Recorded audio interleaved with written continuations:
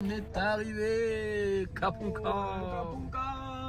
Bon, on est toujours à Bangkok, mais là on est à Chinatown. Et c'est un peu le même principe qu'à New York, à Paris ou à Londres. C'est le quartier chinois, avec leurs spécialités, que les produits du coup locaux quand même. Donc on va aller faire un petit tour, on va aller voir ce qu'ils proposent. Moi, ce que je te propose, Sadik, c'est qu'on commence par un petit jus de fruits, histoire d'avoir un peu de vitamine dans le corps. T'as des bons jus bien frais, ça dégouline la fraîcheur. Regarde la grenade comme elle est belle ici là. On dirait des fausses tellement elles sont belles. Regarde ça comme c'est beau.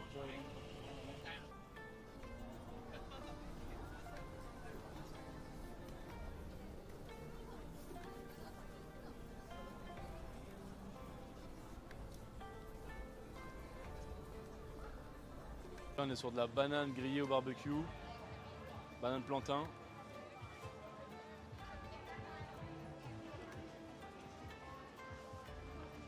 Il y a 2-3 trucs à goûter, il y a des petites babioles pour les enfants, pour ceux qui ont les enfants. On va continuer notre petit périple.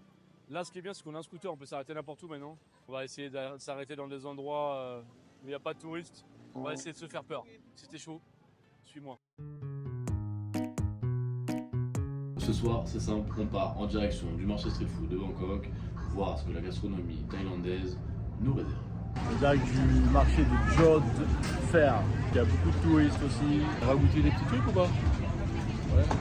Derrière moi, il y a plein de crustacés. Pour le coup, là, ils ont pris le soin de les mettre au frais. Voilà, c'est rassurant quand même. On va commencer par une petite noix de coco, je pense, ça a l'air bien frais. Ok, hello, yo. Voilà. Je suis pas encore à Koh Lanta, mais moi aussi j'ai droit à ma noix de coco. Thank you. D'accord. En fait, on est à Jamal Afna, mais version Asie, quoi. Voilà, les gars. Ici aussi, c'est garanti sans smecta. On fait frire des insectes là-bas.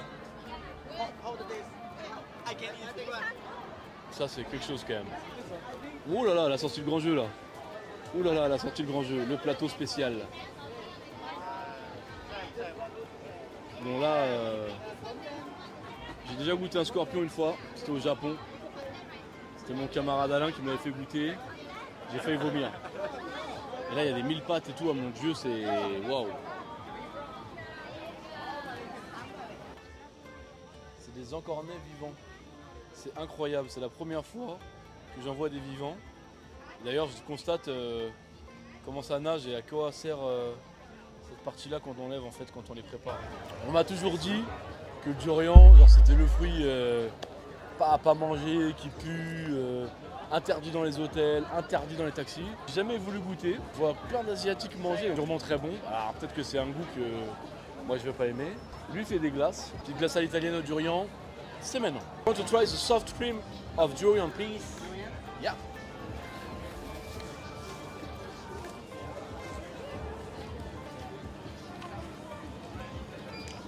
J'espère que c'est bon. Hein.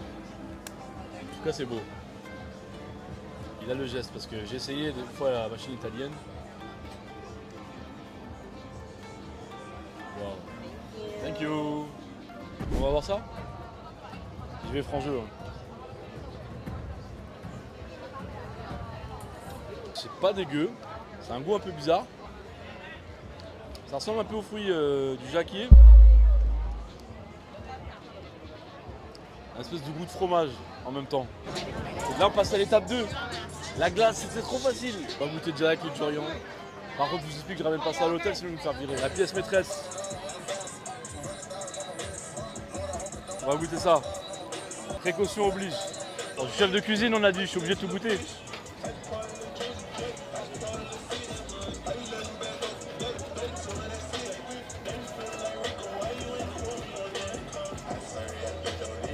C'est dégueulasse.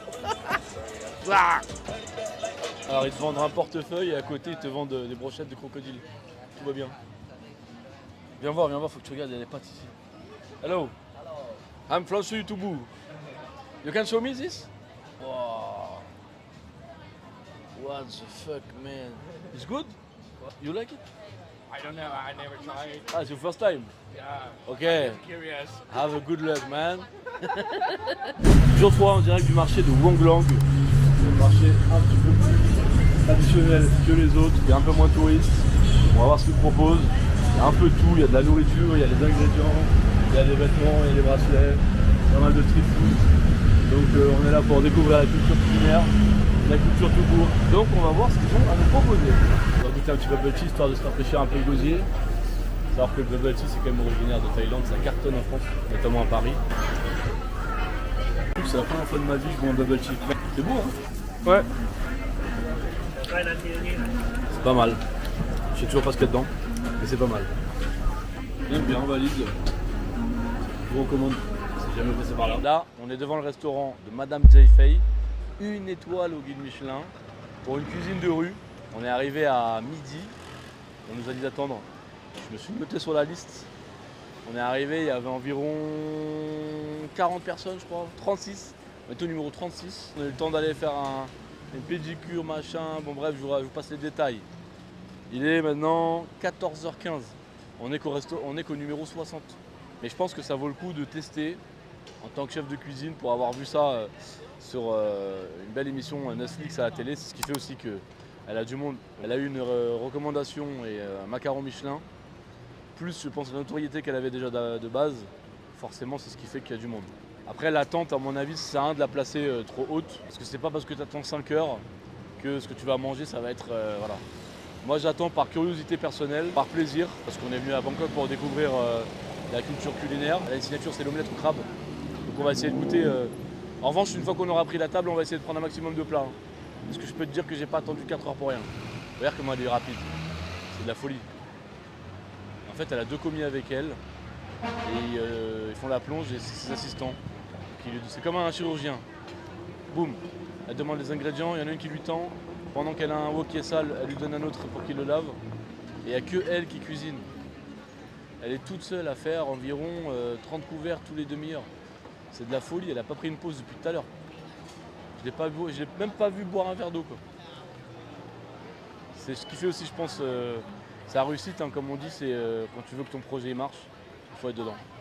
Voilà.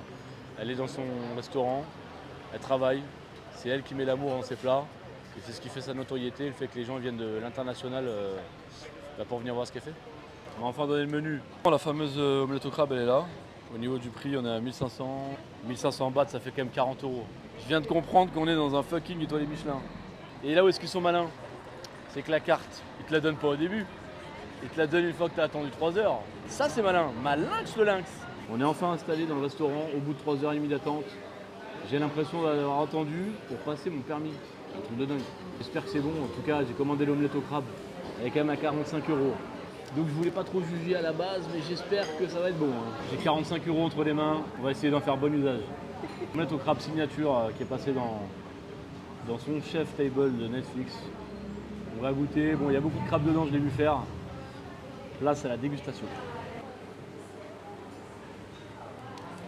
C'est très bon. C'est une omelette au crabe. Rien de plus. C'est très très bon. Il y a des œufs du crabe tout simplement. Ce petit côté frit en fait qui est vraiment bon. On voit quand même, ça coûte un certain prix, mais il y a du produit dedans. Donc voilà. Pour être cuisinier, je sais combien les produits valent. Ils en ont mis dedans, c'est pas comme s'il y avait 3 miettes de tourteau quoi. Attends les prochains plats. Là on est sur un petit plat de légumes sautés. Avec des nouilles. C'est très bon. Il y a un peu de sauce soja. Petite nouille de riz là. On voit qu'elle utilise des vrais produits. On est sur un tom yum goong, donc c'est une soupe thaïlandaise avec de la citronnelle, du gingembre, de la crevette. Pas mal d'ingrédients, c'est très assaisonné, c'est parfait. C'est légèrement relevé. C'est une de mes soupes préférées, c'est très très bon. Et au moment où je vous parle, il y a un deuxième plat qui arrive. Je sais pas comment ça s'appelle, c'est des nouilles sautées avec des crevettes. Waouh, c'est 10 sur 10. Le soleil se couche, on a bien mangé, c'était excellent. Franchement, c'était très très bon, trop long. Je sais pas quels sont ses moyens, quelles sont ses ambitions, elle est un peu âgée cette dame. Je pense qu'il faut déléguer et apprendre aux autres pour pouvoir ouvrir un plus grand restaurant parce que je pense que les gens ils ont du plaisir à venir, j'en ai fait partie. Mais attendre 5 heures pour manger, c'est beaucoup. Ceux qui veulent venir manger, très important. Vous venez, vous vous inscrivez sur la liste, finalement c'est comme une réservation. Si vous êtes dans les derniers, vous réservez à midi, vous venez à 16 h. Voilà. Vous allez faire un petit tour dans la zone, un petit massage, la visite des temples, ce que vous voulez. Et après vous pouvez revenir tranquillement, passer un bon moment. Et voilà, mais c'est vraiment super et j'ai un grand respect pour elle parce que 80 ans, elle travaille en famille, tout est frais. Elle fait les plats un par un, elle-même avec ses petites mains. Elle n'a pas arrêté une seconde, franchement je ne sais pas comment elle fait.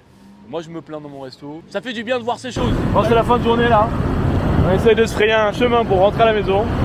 Enfin du moins à l'hôtel. Il y a Joe la canne à sucre là qui va au boulot. Il y en a 2-3 qui sont un peu énervés, qui respectent pas trop le code de la route. On va essayer de rentrer. Là on part manger en direction du restaurant Mateum Pad Thai, un des restaurants les mieux notés de Bangkok. Voilà, petit resto sympathique, petite déco florale. Une carte concise, efficace, il y a 6 plats. Voilà. On prend les 6.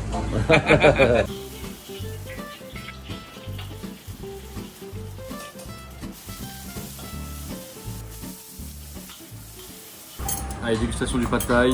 Bon, il n'est pas forcément adapté à mon gabarit. Là, on va venir, on va mélanger le tout du coup. Je crois que c'est comme ça qu'on fait. Hein. Hop. Cacahuètes surtout. Bon, ça, je pense que c'est plus de la déco. Donc, il paraît que c'est le meilleur pad thai, un des meilleurs pad thai de Bangkok. Je vous dis ça tout de suite. Après, on est venu en dehors des heures de service. Je sais que quand les cuisiniers n'est pas en pleine action, c'est pas forcément pareil.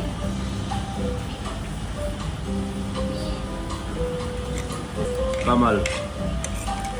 J'en ai pas goûté d'autres pour l'instant, donc j'ai pas forcément de référence. La seule référence que j'ai, c'est quand j'étais à l'époque au Shangri-La.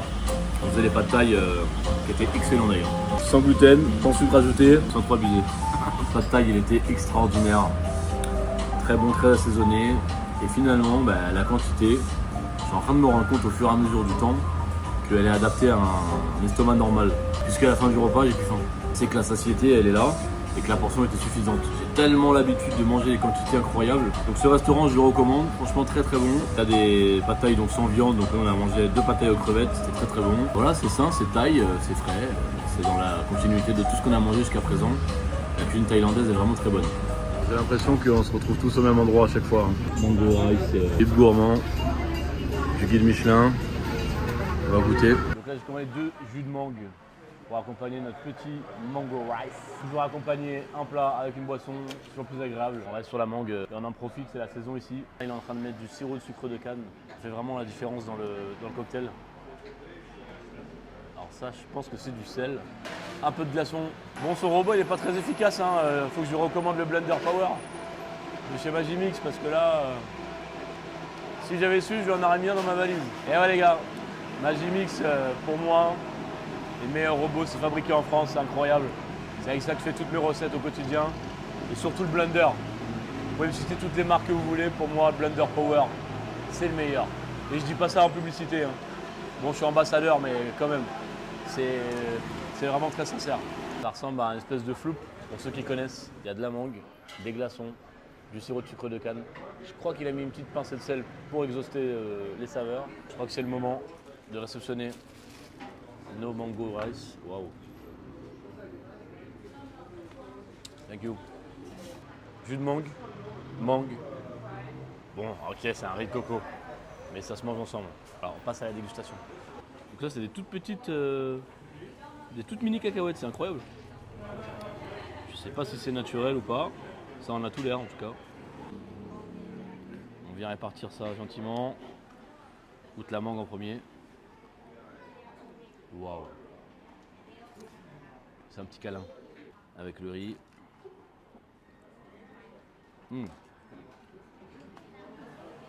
J'en ai mangé un il y a quelques jours. Je peux vous dire que ça n'a pas du tout le même goût. Waouh! On est au restaurant Type Samari. On a commandé 2 spécialités du restaurant qui sont 2 pad thai enrobés dans une omelette.